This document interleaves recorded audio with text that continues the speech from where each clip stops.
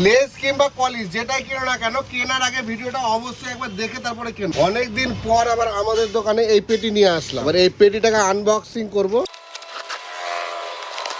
এই হচ্ছে আজকে আমাদের 10 টাকা বিক্রি কলিস, আর এই পুরো পেটিতে কলিস আছে 9 চেন, আর এক একটা চেনে কলিস আছে 10 পিস করে। এই পুরো পেটিতে আমি কলিস পেয়েছি 90 পিস, আর আমার কাছে দাম নিয়েছে 780 টাকা। 780 ভাগ 90 আমার কেনা পড়লো 8 টাকা 66 পয়সা। আর এটার এমআরপি আছে 10 টাকা, 10 টাকায় বিক্রি করব, ওজন আছে 22 গ্রাম। এবার আমি এই 10 টাকার কলিসের সঙ্গে এই 5 টাকার লেজের একটা কম্পেয়ার করবো। এটা তো দেখালাম আমি যেটাতে 22 গ্রাম প্রোডাক্ট আছে, আর এই লেজের ভেতরে কত প্রোডাক্ট আছে সেটা এবার চেক করবো। এখানে পার পিসে দিচ্ছে 12.3 গ্রাম, তাহলে 12.3 ইন্টু 2 24.6 গ্রাম মাইনাস 22 2.6 গ্রাম বেশি পাবো আমরা এই লেজটা কিনে। ওজনের দিক দিয়ে যদি আমরা বিচার করি তাহলে এই লেজ কিন্তু জিতে যাচ্ছে। এবার কোয়ালিটির পার্থক্যটা কমেন্টে তোমরা জানাবে, অবশ্যই কিন্তু আমাকে জানাবে কোনটা টেস্ট বেস্ট। আর তোমাদের দিকে এই কলিসের পেটির রেট এখন কত চলছে।